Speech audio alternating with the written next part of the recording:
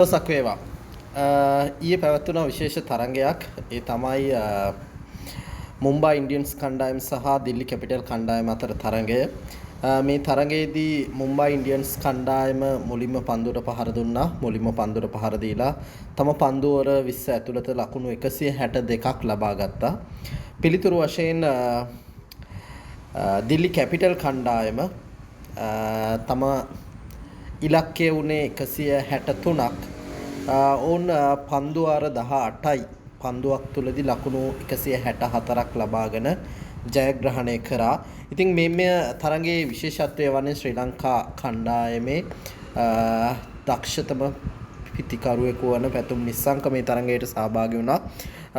විශේෂයෙන් කඩුළු වැටෙමින් තියෙනකොට පැතුම් එම කඩුළු වැටීම නවතා පන්දු 30කදී ලකුණු 44ක් ලබා දෙමින් ඉතා හොඳ ආරම්භයක් ලබා දුන්නා දිල්ලි කැපිටල් කණ්ඩායමට. ඇත්තටම කියනවා නම් ෆවුන්ඩේෂන් එක දාලා දුන්නේ මෙන්න මේ පැතුම් නිස්සංක කියන ක්‍රීඩකයා.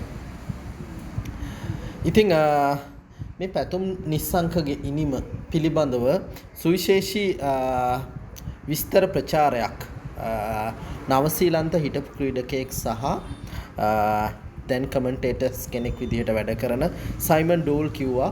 ඔහු විශේෂ දෙයක් කිව්වා. ඒ තමයි සයිමන් ඩෝල් කිව්වා පැතුම් නිස්සංක මෙලෙස පහර දෙනකොට මේ විදිහට පහර දෙද්දී ඔහුට සිහිපත් වන්නේ හිටපු ශ්‍රී ලංකා ක්‍රීඩක අරවින්ද ද සිල්වා කියලා. විශේෂයෙන් සයිමන් ඩෝල් නවසීලන්තයට ක්‍රීඩා කරන කාලේ සමකාලීනෙක් විදිහට අරවින්ද සිල්වා 1996 වර්ල්ඩ් කප් එකට පහර දුන්නා.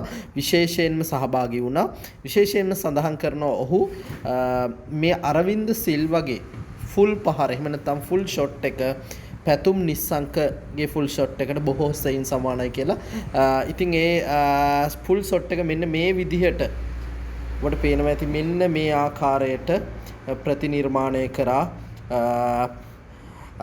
පැතුම් නිස්සංක. ඉතාම ලස්සන ෆුල් ෂොට් එකක් පැතුම් නිස්සංකට හම්බුණා තියෙනවා. ඉතින් ඒක නිසා විශේෂයෙන් අපි පැතුම් නිස්සංක වැනි ක්‍රීඩකයෙක් අපි ආරක්ෂා කරගන්න ඕනේ අනිවාර්යෙන්. ඒ වගේම අපි ගොඩක් කැමති පැතුම් වගේ ක්‍රීඩකයින් IPL වල මේ විදිහට දස්කම් දක්වන එක පිළිබඳව නැවතත් මෙවැනිම පුවතකින් හමු වෙමු. ඔබට සුබ දවසක්.